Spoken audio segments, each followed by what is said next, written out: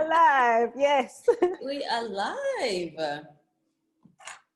Very Wow. exciting. Okay, so let's get right into it.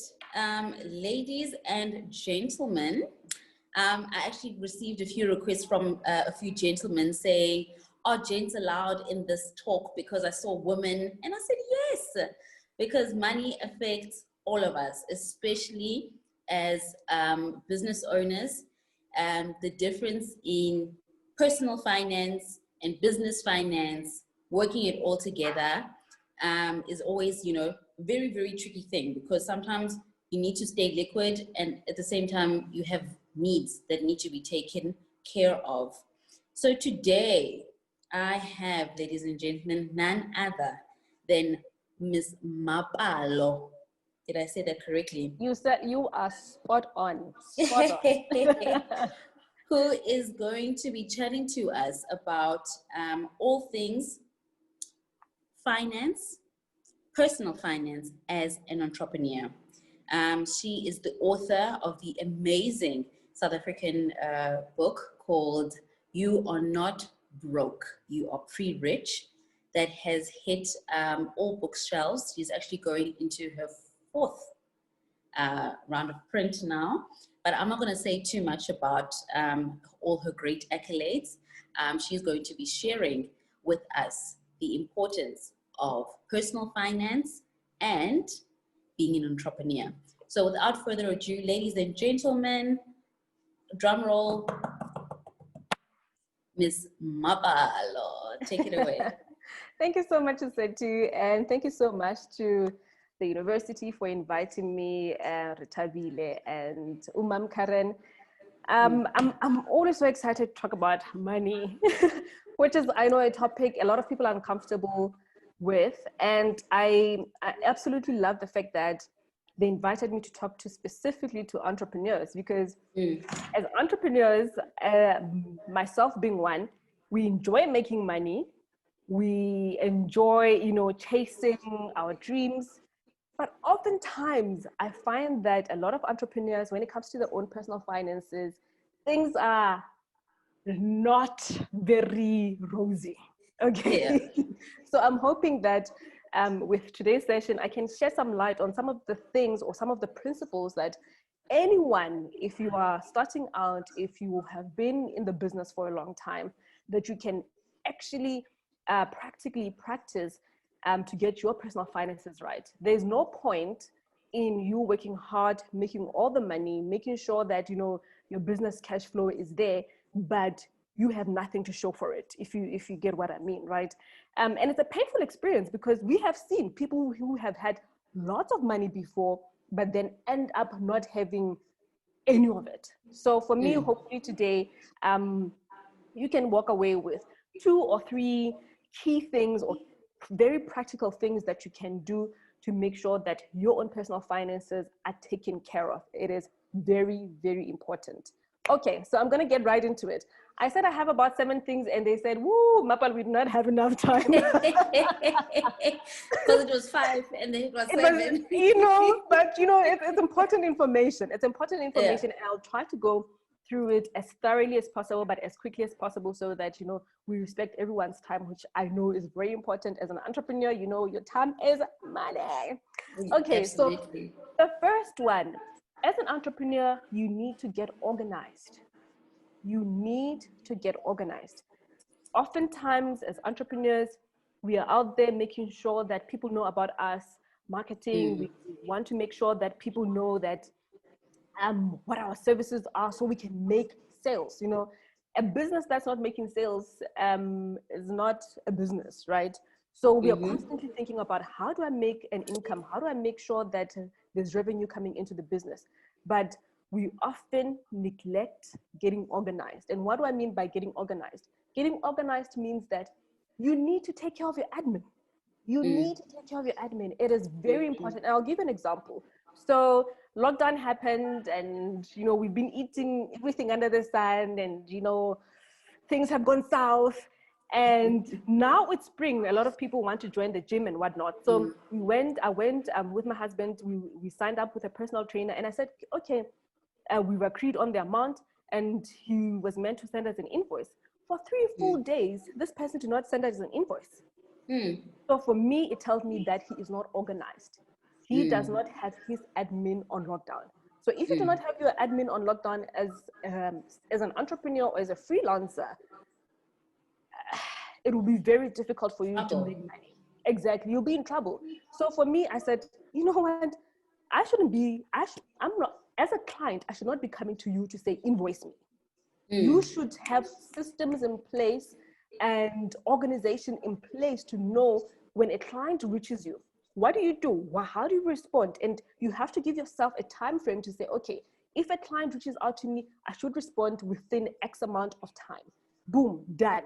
Then if there's a client, a potential client who is going to give you an income. I mean, the lifeline of any business is making sure that you make money. So if you're not invoicing, you are doing it wrong. Then oftentimes people think about, oh goodness, I need, very sexy software. I need all of these things. For the first year of my business, I invoiced on Excel. Okay. Then I just turned that thing over to PDF and I sent it to my clients. It was professional. It was on time. It was in time. But I did not wait to have a lot of money for me to buy software so that, it's more professional. All of those things, sure, they become more important, but just doing the right things from the get-go. A fancy website, a lot of people worry about, oh goodness, now I need to get a website. All of those things, although they are important, you need to focus on the work, okay? Then the second thing is you need to focus on income producing activities as an entrepreneur. Again, the reason why we start businesses is to make money. Unless if you're a nonprofit organization, then it's a whole different dynamic. But as a business, your thing is to make money. So oftentimes with entrepreneurs, especially when you're starting out, you get so bogged down with all of these things like, oh no, I need to do this, I need to do that, but you have to go back and say, is this activity that I'm busy with right now, is it an income producing activity? If it's not, then you're wasting your time. You are wasting your time. Then you don't have a business, you have a hobby, right? So those are just some of the stuff around the not technical stuff, the not so personal finance stuff, but that actually help your business go forward, okay? Then the second also, thing. just to add this, sorry. And now with technology, we find that there's a lot of tools that you can use that are free. If you want to generate invoices, you can use stuff like Wave app. If you want to organize your team, you use monday.com. And, so there's a lot of things that you can just use that don't use money that can help you, reach Absolutely. where you need to be. And to your point, when I said to, just a couple of weeks ago, I saw someone on Twitter saying, who do I call for them to make my rate card? Who can do my rate card and what do you charge? And I said, why do you need to hire someone to do that? As someone starting out in the business, why do you have so many expenses? And I said, you can do it on Canva for free. Exactly. Exactly to your point that there are so many free tools that are available for us as entrepreneurs, as people starting out, as freelancers, for us to make sure that our business gets ahead. You don't always have to pay someone. We are all about making sure that everybody has their eats and we support businesses. But when you're starting out, you must keep your costs as low as possible. There we go. Keep it lean. Okay. So bootstrap, make sure that it's lean, it's fast, it's moving, and you're bootstrapping away. Okay. So the second one, now we go going into personal finance, which I know people are here for. So now personal finance, and I think this is a very, very important one. You need to separate your business account from your personal account. Many people have started their businesses 2, 3, 4 years later, they realize, oh goodness, money has been coming into my account. I've been chowing this money.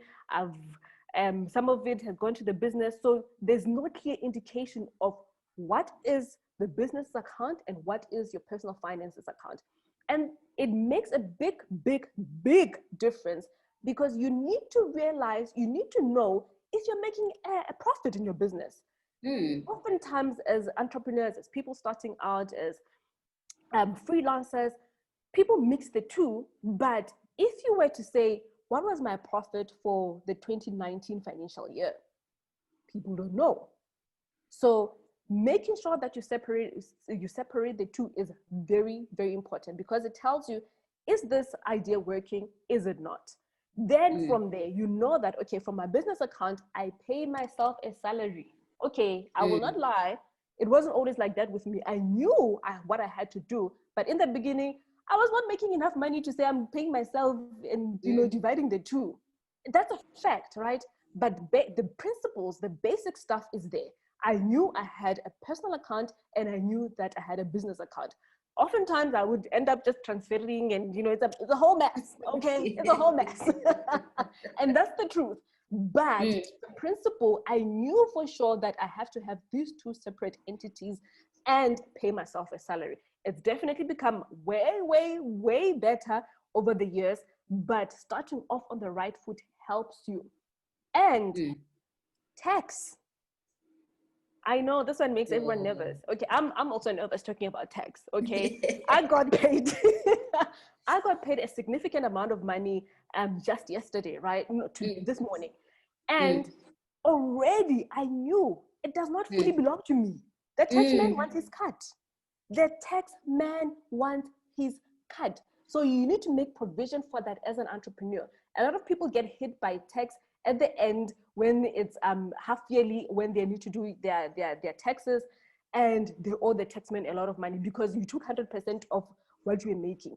It's not fully yours. You need to pay SARS, or SARS will come after you. That's one thing that you will never ever win with SARS. Okay, if there's one area I do not want to mess with, is SARS. And how do you do that? The taxman, exactly. And how can you do that? Simply by making sure that every single time you get an invoice paid, you put 28% away of that into a completely different account, not the same one, a completely different account. If you are not disciplined, or if you do not trust yourself enough that these funds, you will not use them. For me, I've said on all my platforms that, you know what, I know I'm a bit of a spender, so I make sure that I put the right things in place to make sure that I don't test myself. Okay. Yeah. So I put it, for tax purposes, I put it into a 32-day notice. You know when tax season is. A 32-day notice account, you know that this is the time that the tax season will open, and you know when you need to be paying tax. So you can take the money 32 days before, make sure that you pay your stuff. But it is essential that you have a completely separate account to pay your taxes. That is vital, because the taxman will come after you. Sure. And when taxman comes, he doesn't negotiate. He doesn't want, he's like, okay, so can you please give me No.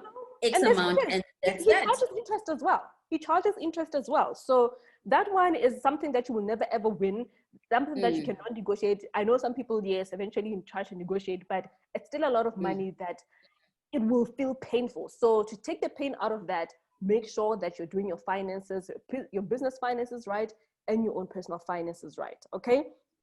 Then the third thing, you need to check your credit score. How oftentimes, I wish, I always love, the pre-COVID, I used to love doing workshops because people are here, you can see them, you can have a sense of what's happening in the room. And my question has always been, do you know your credit score? Have you checked your credit report as an entrepreneur? Oftentimes the answer is no, but you are entitled to one free credit report every single year from 6 different bureaus. We have 6 credit bureaus in South Africa. And then it means each and every one of them, you are entitled to one, to access one credit report. And so there's a cooling off period. You can do it like maybe within 2 months from each, but at least just one from one credit bureau is very, very important. And it kind of brings me back to my point, number 1, getting organized. It's part of getting organized because, as an entrepreneur, as a freelancer, oftentimes if you want to buy a house, if you want to buy a car, they will give you the runaround because, you don't have a consistent income.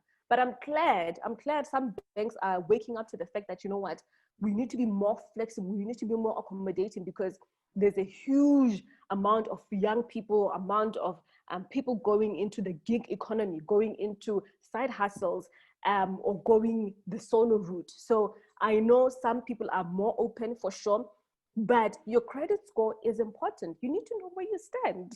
If you do want to buy a property, if you want to buy a car, even for your business, you need to make sure that you know where you stand. And if it's not okay, then you can put some things in place.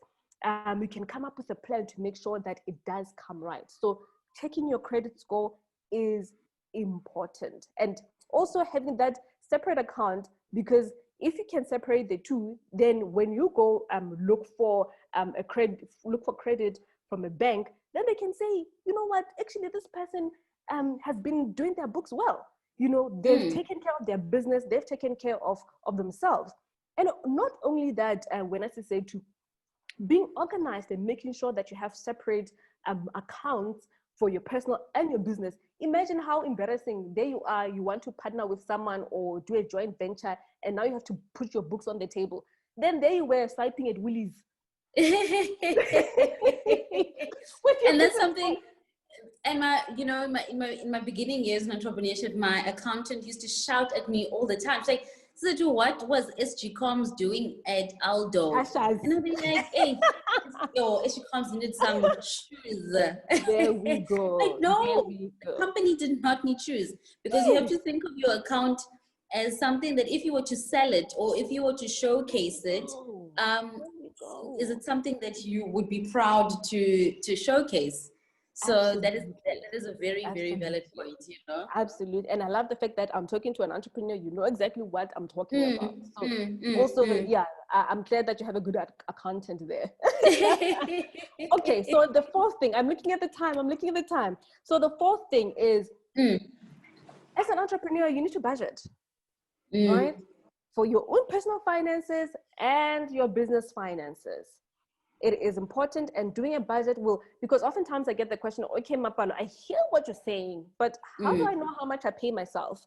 I'm like, well, then because you haven't budgeted, you don't know what your living expenses are. You need to know your needs as an entrepreneur, because there's no point in you stressing when running a business and you can't even meet your day-to-day type of needs. But you need to write it down and say, actually, this is how much it costs for me to run my household, and this is how much I will extract from the business. Like I said in the beginning, it's not that easy, but at least having those principles and the foundation is very, very important.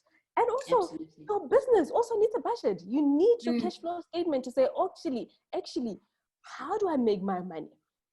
What expenses are in the business? Because oftentimes, just like in your personal finances, people understate their expenses. People understate their expenses. They think, oh no, I don't spend that much. Or the business doesn't have, Or you make a mental note. You're like, no, okay, I've got 800 and then I'm minus 300. There and then we it should go. be about 500. So look, that is not a budget. Like you said, it is a mental note. You do not have a budget. You have a mental note of what's going on. And it's never, your mental note is never the way it is written down. If you wrote it down, it's not the same. It's never accurate. And how do you set up a budget then?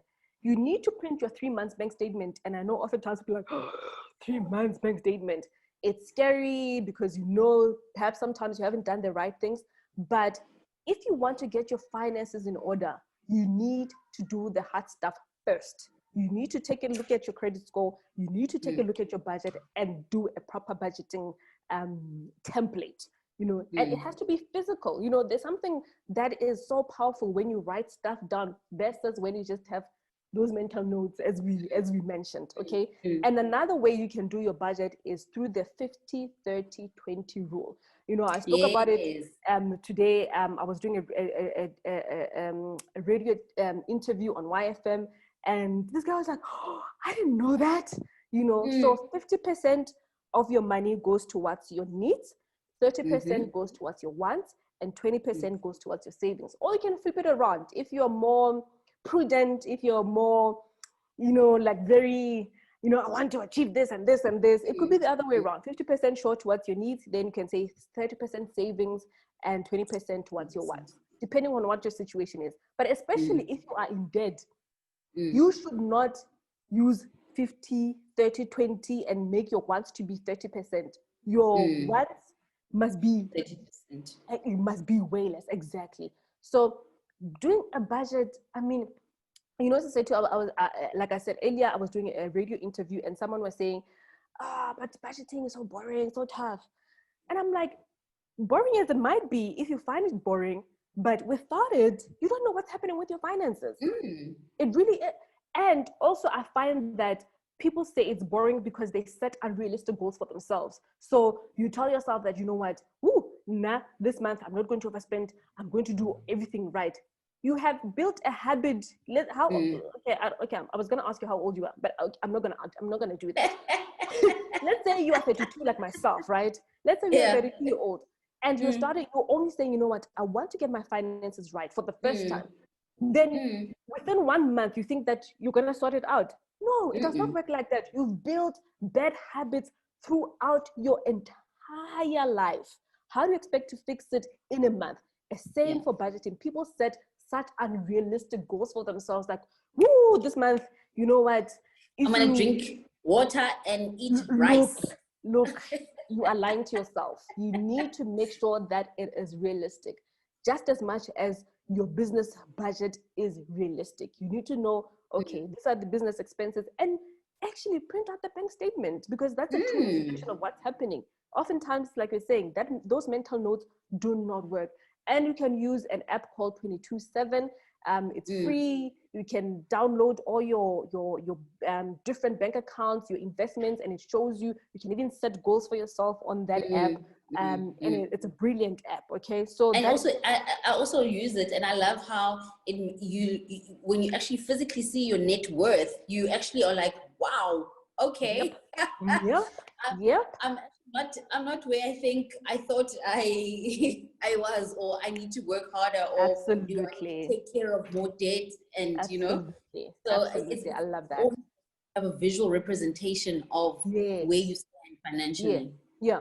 And I mean, that's like, I think, for me, the biggest message of what I do is it needs to be visual. You need to know, there's no point in burying your head in the sand and hoping for the best. It does not work like that. The richest people don't operate like, oh no, it just happened. No, it's visual. You need to see this thing. The name of the app is 22/7. You can get it on your app store. The number 22 and then SEVEN. There we go. Okay. So then the fifth thing, we're still good on time. You are the fifth thing flying. Is you need to have an emergency fund. You need to have an emergency fund. Okay. If anything COVID-19 has shown us, is flames. Okay. If anything it has shown us is that life is uncertain. We know this. We know this for sure, right? And you need to make sure you have an emergency fund. And what is an emergency fund? An emergency fund is money that you say you put aside for a day when things don't go your way. It's money you put aside for the days when, personally, maybe let's say, I know it sounds boring, it sounds like repeated, but the day your geyser stops working, the day your family seriously needs money right now. So if you do not have an emergency fund, what ends up happening is you go back to debt. So let's say you've tackled debt, you've tried to pay off your debt. If you do not have an emergency fund and an emergency happens, where will you get help? It's either you go with family, but sometimes your family is looking at you because you are the main breadwinner, or you are the main person they go to.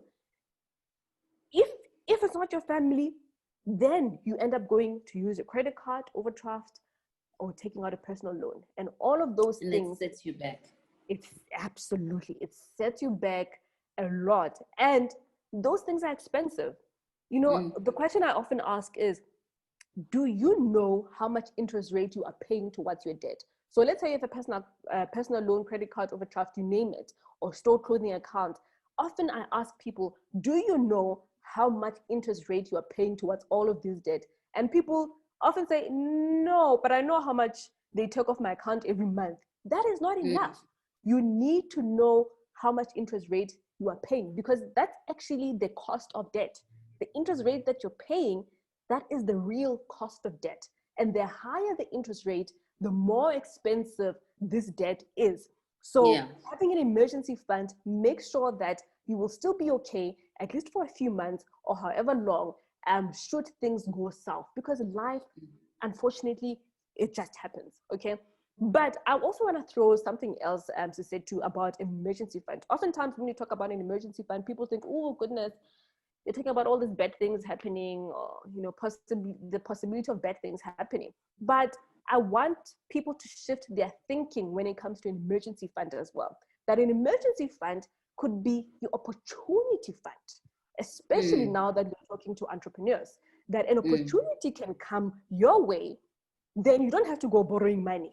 But the money is there waiting for an opportunity. And for me, that's how I view my emergency fund. I don't say it's an emergency fund. You can even see the transfers I make into my account for my emergency fund. It's called an opportunity fund. Opportunity account.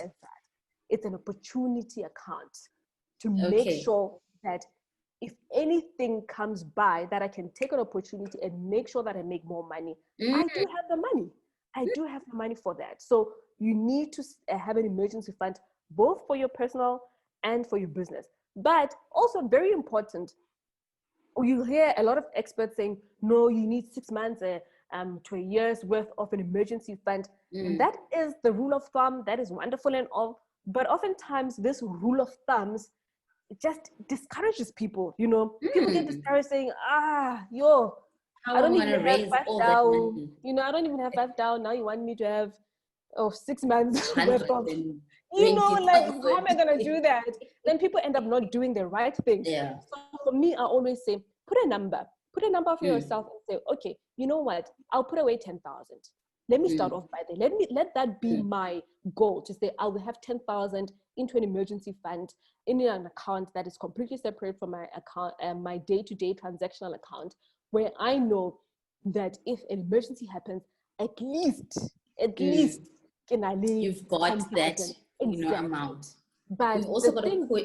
Okay, sorry. Yeah, continue. So, what that does, it gives you confidence, because if you're able to just have 10,000 somewhere in an emergency, it gives you confidence to say, oh, okay, if I have 10,000, maybe I can work towards 20, 30, 40, whatever your 6 months worth of a monthly salary would be, or worth of your monthly expenses would be. It just gives you that courage, it gives you that motivation. And personal finance, half the time, 20% is about the numbers, and everything is about building good habits and being motivated.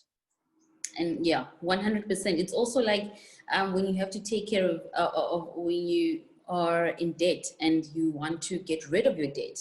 It helps to take that smallest account. Once you have finished, that sense of accomplishment and that sense of, I've done this. That means I can take on the next account and take on that loan and that student, don't. And then you're like, actually, you know what? I can finish my car before the 72 months or whatever, time frame I had.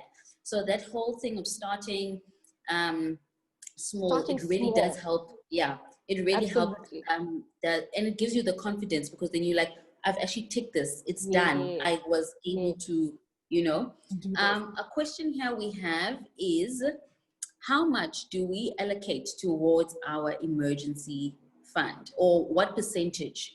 Because you put a percentage there. Do we allocate towards our emergency fund? So as I mentioned, the prescribed amount is 6 months worth of your salary, right? So you have to say, okay, 6 months of my salary, let's say your salary is 10,000 as an example. And I always use that example because it's easy. Mathematically. And you can times it by 6 and So you need, if you earn 10,000, it means that you need 60,000 at least to make sure that you will be okay, right? So you need to work backwards. Now you have that number, you have that 60,000. Then say, okay, what can I realistically afford to put away every month to make sure that I reach my goal? And this applies to anything, to investments, to wanting to buy a house, wanting to have a deposit. You have to start with knowing that number. That number is 60,000. how am I going to reach it? Because I can't prescribe to you now and say, okay, you need to be saving 30% of your income to make sure that you build an emergency fund. And yet your financial situation does not allow, or it allows for you to do more. So writing that number down for yourself and knowing what that 6 months worth of your expenses looks like, that's the beginning point. So I hope I've answered that question, but then you will decide, okay, a percentage of my income is this much, and this is how much, and this is how long it's going to take me to get to my 60,000. So for me, that's why I love numbers, man. They just tell you the truth, you know. You know, they don't give you a false identity of what No. you think, because sometimes we think we either have a lot more than we actually do, or we think that we have a lot less than we think we do. But when you write it down, I like that you reiterate the importance of the power of writing things down, because when you have them and you see the vision, then it just makes it that much more touchable, you know, and it also helps you become accountable in a way, because then you have to, you know, that's remember another thing when it comes to personal finance, accountability. And I'll tell you, one of the things that I do with my husband is that we have our net worth calculation. Earlier you spoke about your net worth calculation. The net worth calculation is basically your assets minus your liabilities. So your house, your investments, how much how much your net worth is how much assets do I have versus liabilities, right? And every single year we have set ourselves a goal to say, okay, this will be our net worth by the end of this year. This will be our net worth by the end of 3 years. And we have it printed in our bedroom. We wake up, it's there, looking at us every single day. So it means that the decisions that we take should reflect the fact that this is what we want our net worth to be. Absolutely. So earlier you were talking about a car, and I don't have a car. And I mean, I could have bought a car before lockdown, but I'm thankful that I didn't. But it's all about decision making. It's all about knowing yourself. It's all about having your goals and knowing that what society wants and what you want is completely different things, and just being laser focused on that. So writing things down is hugely important. I know I'm looking at the time. The other one, number 6, people need to get insured. I know oftentimes, you know, it's such a boring topic. People are like, don't talk about insurance, man. Like, it's not a nice one, you know. And also, it's you know, it's also an untrusted topic because of, you know, how people have been duped, and so now, you know, you're just not sure about. Okay, so when you say insurance, what exactly are you entailing? I know that, but you know what? I think maybe because I've worked in the industry, in the financial services industry before. I read what you call the claim stats. The claim stats is something that every single company by law, they need to put out to say, okay, these are how many claims we've put out. 1 that they don't pay, or 10 that they don't pay out of 100 would always shadow the 90 that they've paid, you know. And for me, when it comes to insurance, I always say, you know what, disclose everything. If you went skydiving when you were 19 and you are 35 or you're 40, tell them, okay. I think that's where the mistrust comes in. Sure, there have been some companies, sure, that are very shady, we know that, but look for a reputable company that you can get insurance from. And why is insurance important? As an entrepreneur, you are the biggest asset. You are actually the asset. Right now, when as I said to communications, you are the asset. If anything happened to you, sure, maybe you put systems in place, like again, when we spoke about getting organized earlier, which is important, you would have put systems in place for things to keep on running. But oftentimes in the beginning of your entrepreneurship journey, you are the biggest asset.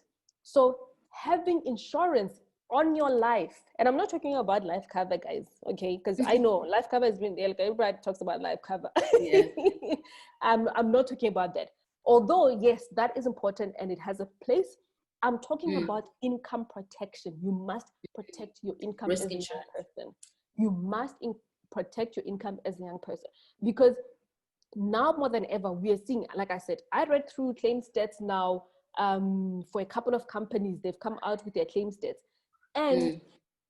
younger and younger people are getting diagnosed with cardiovascular issues. They are getting diagnosed with cancers. They are getting diagnosed with, all sorts of things that we previously were for older people. So Yeah. protecting your income is important. Please make sure that, you have a decent financial advisor, at least, who can tell you about these things, but also give you the right information, because oftentimes you go to someone and when I say to, that's why I believe that people need to equip themselves even before you go see a financial advisor or some sort of a professional. Equip yourself, at least know some sort of information. Send me a DM like, hey Mapalo, I'm thinking about this, what does this mean, so that you get the right information and people just don't take you for a ride. But Yeah. protecting your income as a self-employed person, as an entrepreneur, is very, very important. I cannot say it enough. It's very important. So income protection and things like trade disease is hugely important, because income protection pays you a percentage of your income, sometimes up to 100% of your income, if you are not able to work. Okay. So income protection, very, very important. So just a question there, in terms of income protection as an entrepreneur, do you find that financial institutions have a level of, skepticism when it comes to that? Because I mean, when you say you're an entrepreneur, you are very high risk. Even banks, the banks don't want nothing to do with you. Even if you show that, listen, they're like, listen, your shop can close tomorrow, and then So when as an entrepreneur you're approaching a financial institution or a financial services provider, what do you think are the things that maybe as an entrepreneur you can bring forward to them, so that you can kind of give a guarantee, or or just give them a sense of ease when it comes to that is such a brilliant question. So there's two options, right? And I mentioned this before, get organized, because financial services companies, they want to see that you are organized. Okay. You can prove that, okay, in my account, I have 6 months worth of my emergency fund. So should anything happen, I will still be able to cover my premium, right? If you are paying it through your business, the same. Your auditors need to come in and say, okay, this person is liquid enough, and they have had, they've put aside some funds away to make sure that should anything happen, they can cover at least 6 months. And on top of that, with most insurance companies, there is what you call a premium waiver. A premium waiver is, if you cannot pay your premium for 3 months, for 6 months, it will cover that. So it makes your premium a little bit higher, but I mean, by like $10 or something like that, right?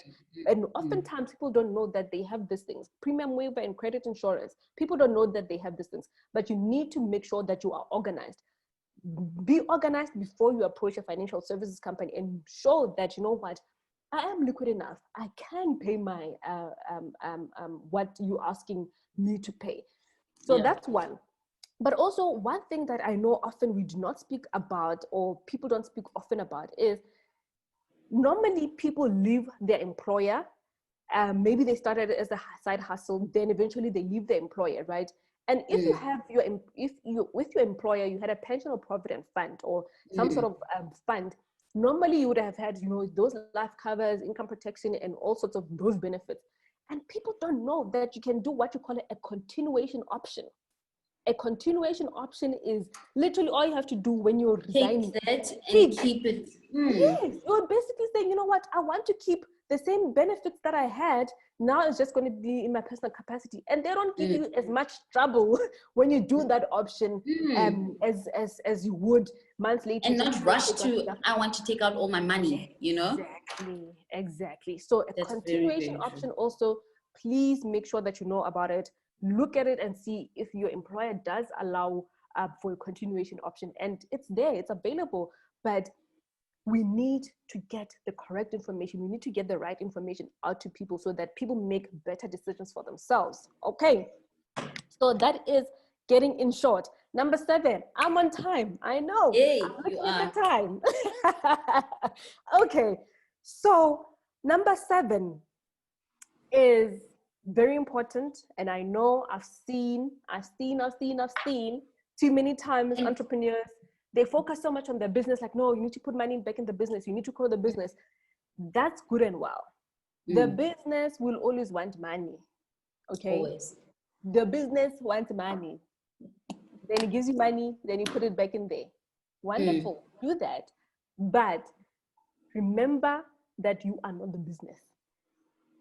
And therefore, you need to take care of your future self as well. So that happens through saving and investing for your future. Very, very, very important. If as an entrepreneur, you've worked in your business or you have worked on your business, I don't know. I know they say, a lot of these people that work to your business and not work for your business. Yeah. I know a lot of people who give motivational talks. They always give that difference. I don't care. As long as the business is making money and it grows. I know it's important. I know the distinction is important, but for today's purposes, if you have worked in or out or whatever that definition, through your business, you're moving, and you have no other investments outside of the business, then you're in trouble. Sure. Okay. And why do I say that? Like I said, I used to work in the financial services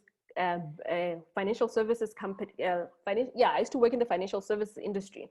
And I remember one guy quit his job because we used to do consulting on pension and provident funds. One guy left his job and they're like, no, this person does not understand how these things work. He wants his money. Then I had to go and explain to him, this is how your pension fund works. You have a preservation fund. This is how it works, blah, blah, blah, blah. Then he took his money. A year later, he came back and he said, but I don't have anything anymore. I want more money because of the business. I'm like, your business still wants more money and yet you have nothing anymore to your name. You have nothing. And this was a guy who was 47 years old. Sure. He had taken over 3 million of his pension money and put it in the business. I'm not saying you shouldn't do that, but there must be a limit so that you as the person, as the individual running the business, you still need to make sure that your livelihood is secured in the future, not just now. And that is very important. And how can you do that? Sure, I love tax-free savings accounts. I love tax-free savings accounts because of just the benefits that they have. I don't know if there are any bankers here, but if there are any bankers, askis, but I do not like tax-free savings accounts with banks, okay? Look at it as a long-term investment. A tax-free savings investment, that's what I would prefer them to be called, because oftentimes people think that it's a tax-free savings account. So people just associate it with like a savings, like something, account demand, get your account. No, it's an investment for the long term. And that's only when you truly see the benefit of a tax-free savings investment, if you do it for the long term. Let me give you an example. So let's say you contribute the 3,000. Okay, I don't know where my calculator is. Let's say you contribute the 3,000, which is the maximum that you can contribute per month.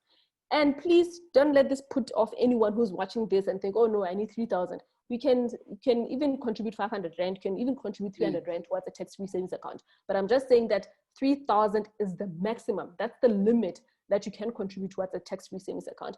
And you do this for 13.5 years, 13.8 years, okay? You will have contributed, if you were to contribute the maximum, you would have contributed almost 500,000. Wow. Okay.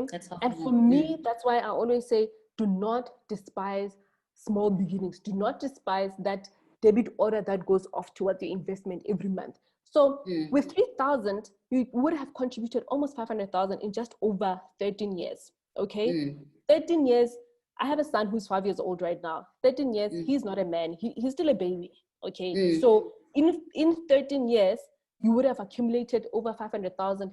But on top of that, you would have accumulated interest and compound interest. So you potentially could even reach 1 million in 13 years. If the markets are really good, even a little bit over that. But it is important to think of it as a long-term investment. Yeah. I think if 100%. you get anything out of this, your tax-free savings account, make sure that it is a long-term investment. It's not something that when, oh goodness, I want to go on holiday with my family because I've had a rough year, and then you go exit because it's an account. No, it's an investment. Okay, so as an entrepreneur, you need to make sure that you have your investment.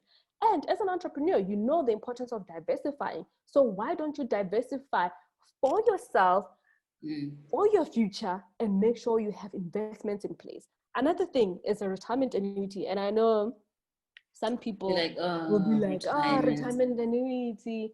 I'm like, okay, you know what? Oftentimes people who don't like retirement annuities are people with pension funds and pension funds or provident fund. So you cannot compare yourself with someone whose employer is providing those things. You need to think about yourself and your situation. And a retirement annuity has really good tax benefits as well. I know people don't like them because later there's some, you know, you can only take 1/3 in cash and 2/3 you have to invest, blah, blah, blah, blah, blah, blah, you know. But I also love it because as entrepreneurs, people have the tendency to say, oh, okay, there's money here. Let's say, for example, with a tax-free savings account, something happens.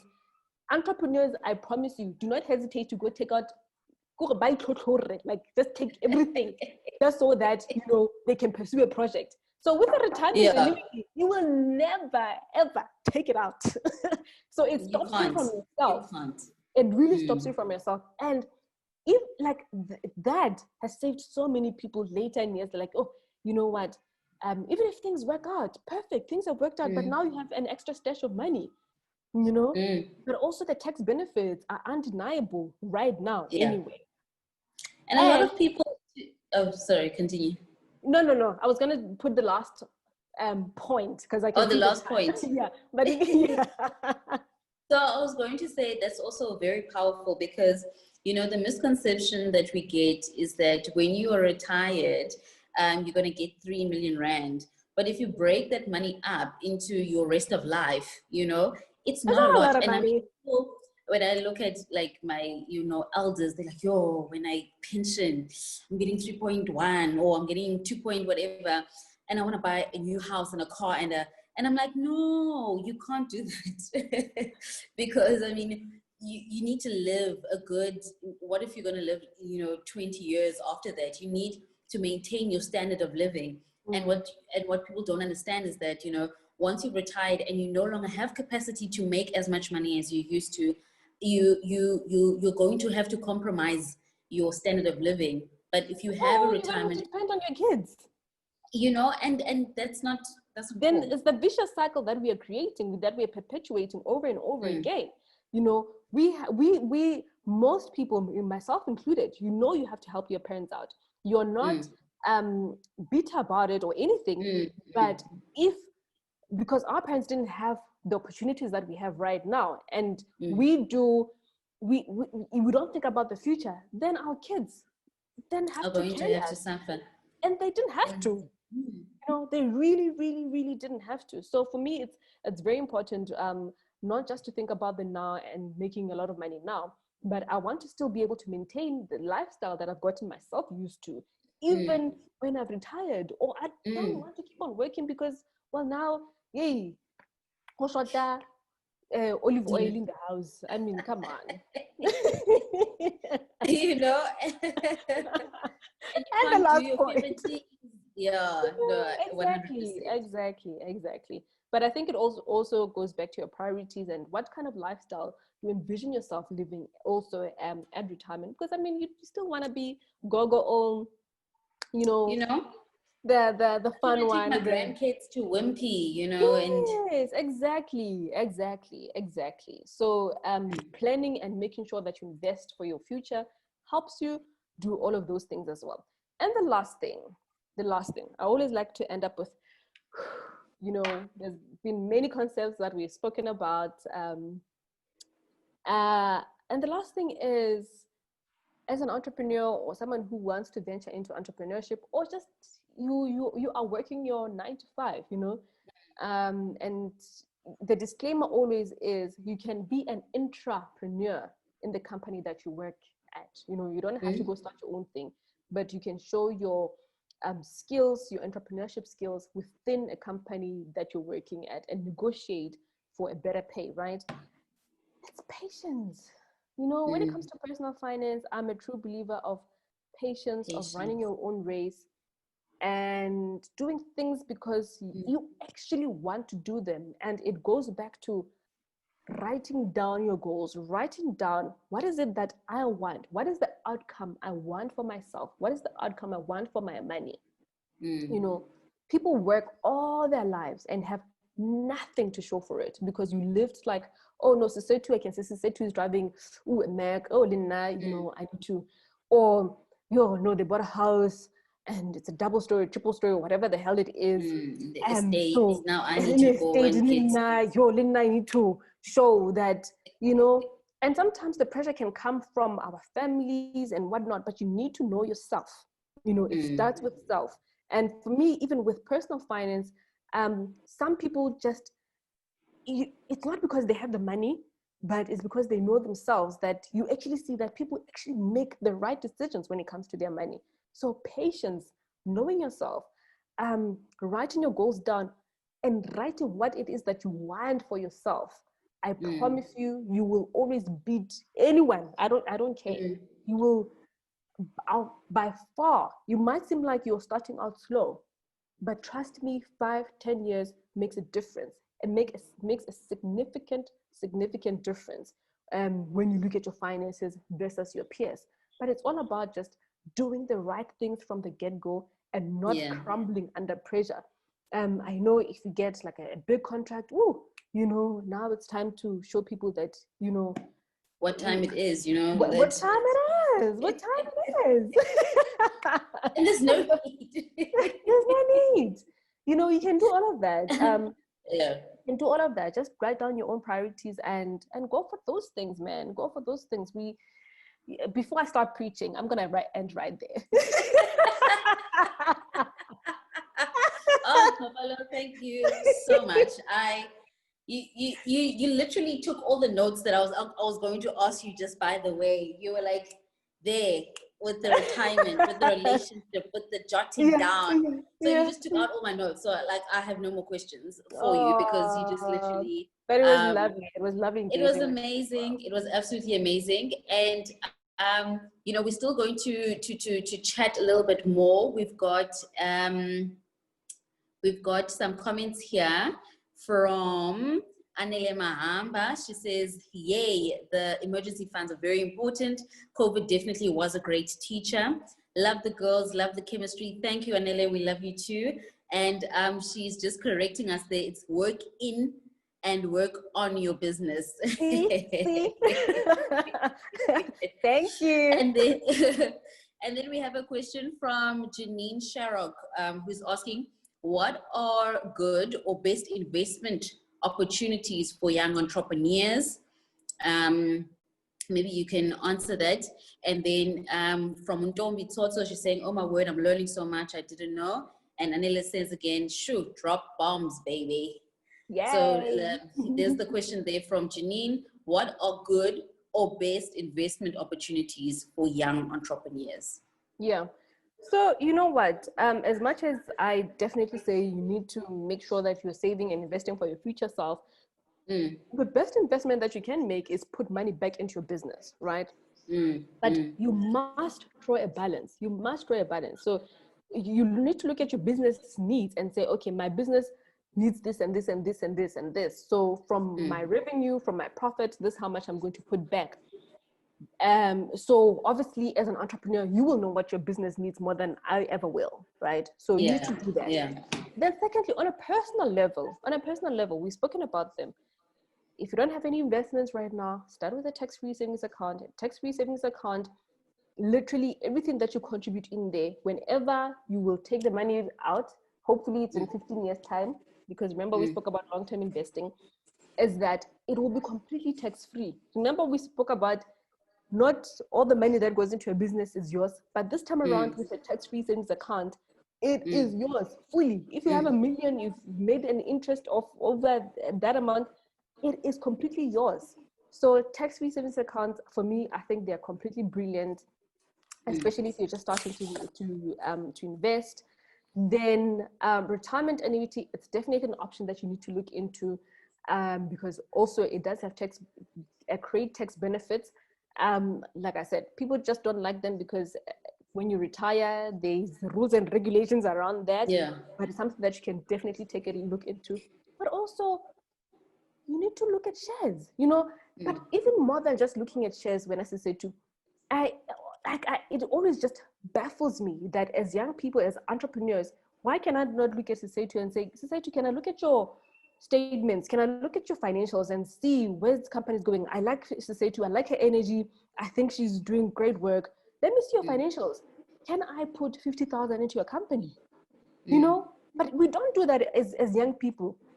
I have friends of mine who are entrepreneurs and they're doing extremely well. Sometimes I know, okay, I have 100 tanyana, somewhere, because I know they're good business people. I know what they're working at.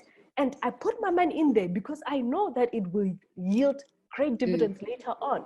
So also looking at not only your peers, but people that you respect in different industries and saying, you know what, can I lay 50,000? Can I lay so much?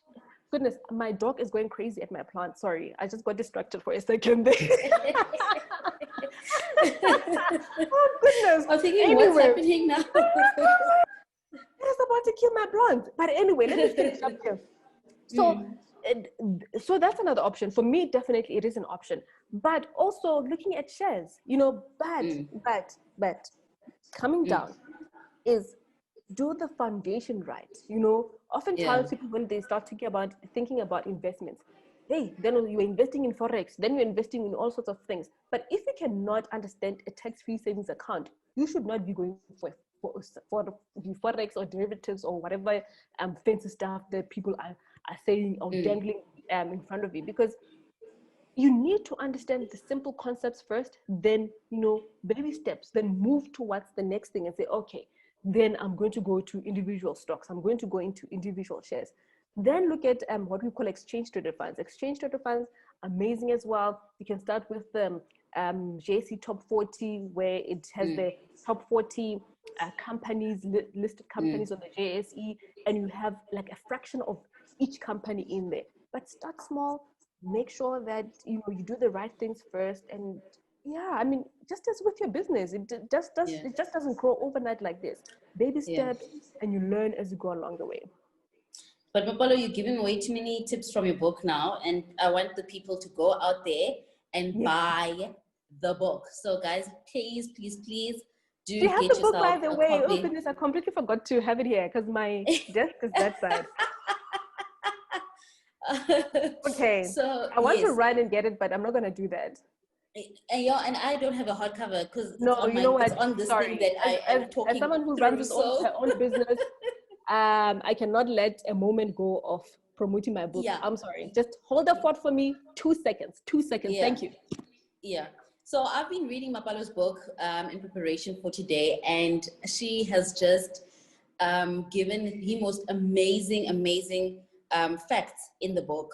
And the beauty of the book is that it is not like a read from beginning to end. It's almost like a manual. So every time, you get something triggered, you kind of look through the chapter and you're like, okay, let me see.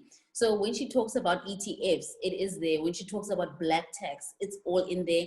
When she talks about, different types of contracts when you're getting married, or what we spoke about the last time, it's in there that, love doesn't pay the bills, so there's just so many amazing topics that are covered in the book. And, as much as you can go to directly where you want to kind of get insight on, it's just such an amazing read. There's no hectic jargon where I have to now look and be like, oh my gosh, these financial fundi people, close the book and or give it to someone. You actually are so engaged, and it's just simplified so beautifully and just narrated so, clean and open. So thank you for this amazing gift. I really appreciate it. And I actually do want a hard copy. I'm gonna wait on Takealot and get a hard copy. And then have it as part of my book collection. So we've got two other questions here. Oh, there's the book. That's what the book is called. You Are Not Broke, You Are Pre-Rich. I also like that the notion of it, because sometimes you're like, oh, guys, we're so broke. I'm so broke, and the way you just put that out into the universe, yes, it will transpire. So if I think like a person who's pre-rich, that this is just a phase, just a phase. Yeah, the action steps that you need to take, these first 30 years are just like it was just a test run. Otherwise, we are going to the promised land. Okay. Here Veronique says, I'm curious to know what inspired the name of the book. I Am Not Broke, I Am Pre-Rich. I would love to hear the backstory. What advice would you give others that might feel broke, and how can we adopt a pre-rich attitude? And then Kanyo also says, it's an excellent book that I recommend all to purchase. It's a financial Bible that you will keep on referring to throughout your life journey. I keep mine in my handbag to keep me accountable. So that's from Kanyo. Wow, no, that... I always blush a little bit when it comes to people giving feedback. Oh, no, thank you so much. Thank you. So the title really was the fact that I've been broke myself before. But I'm a true believer in affirmations, in that I never put negative stuff about myself, or that type of energy about myself, because I know who God has made me, and I know that through some of the things we learn.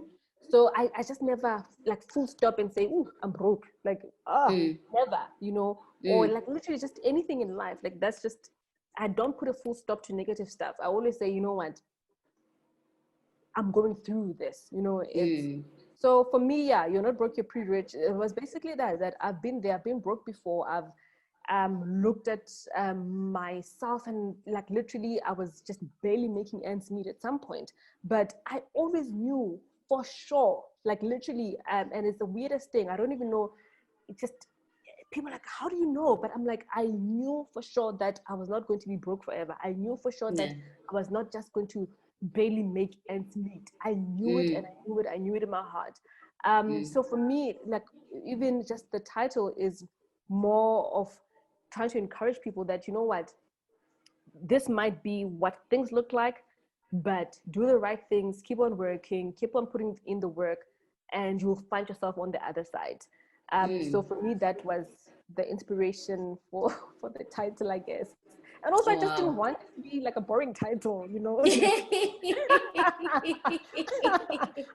and it's so catchy. It really is catchy. I didn't want it to be a boring title where people are like, oh my goodness, another money textbook. I wanted people to feel like, oh goodness, maybe it's something that I can read, Something to work towards. I mean, I also tell my friends as well. I was like, no, the way God designed me, He designed me for the finer things. So like, I just need to make sure that we keep this money so that we get there to the end. And I think, just to close off, the final question, because it is Women's Month, today is actually the last day of Women's Month. And what is it about women when they are in charge of their finances? What do you think the impact is of that?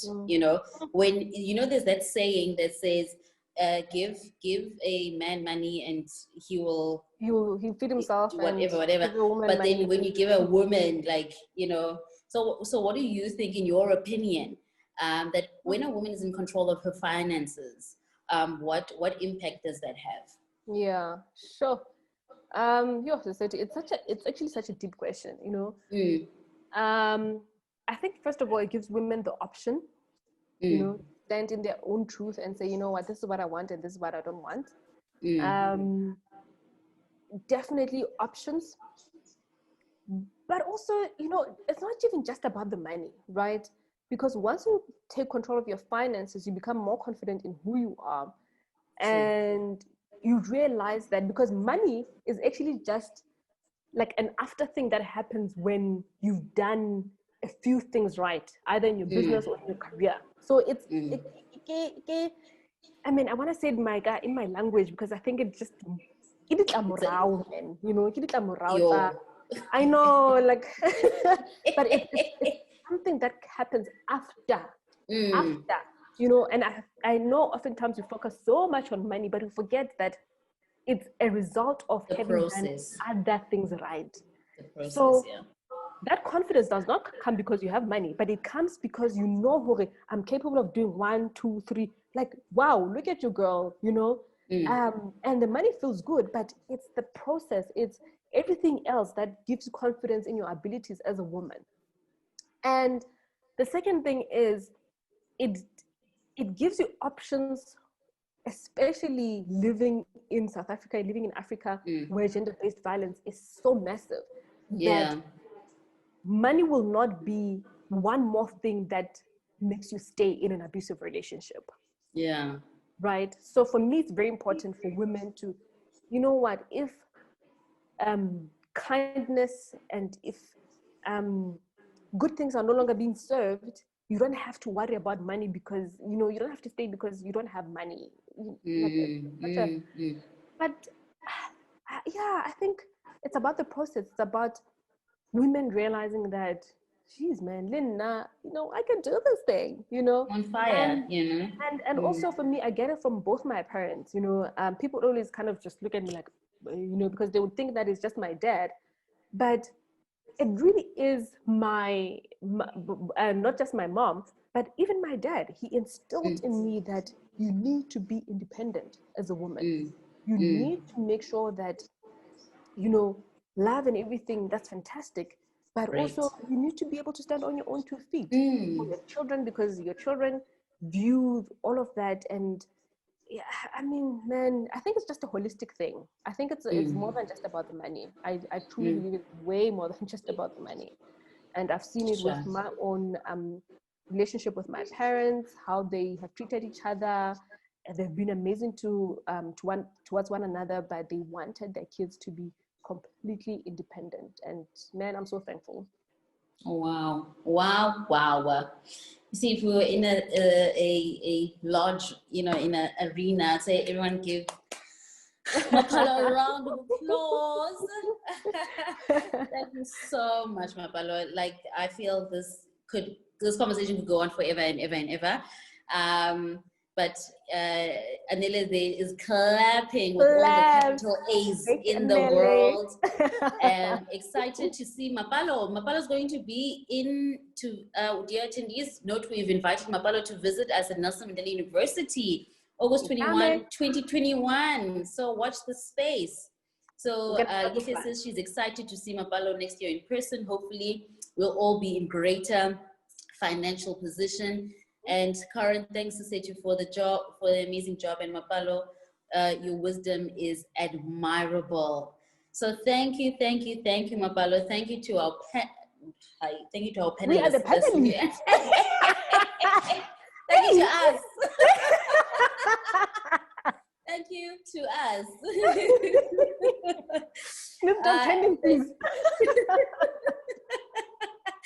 Thank you to the participants. I love you.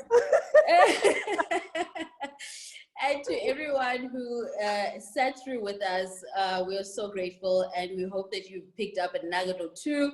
And a very big thank you to the Women in Entrepreneurship, to Nelson Mandela University for putting this together and empowering young women and empowering entrepreneurs, and you know, just to everyone who has joined us today. So with that, good night. God bless, and get yourself a copy of Mapalo's book. You are not broke, you are pre-rich. So guys, we are all destined for greatness and to just make that money. So go out and be great. Thank you so much, guys. Goodbye. That was so much fun, Sofety. Thank you. Was. Karen, are you still here? I see the music playing in the background. Yeah, hello. Oh my God. Is the live done? Are we We're still recording. I think I can see, still see. Is it? Okay, we just I don't stop. want to be those people, you know, when you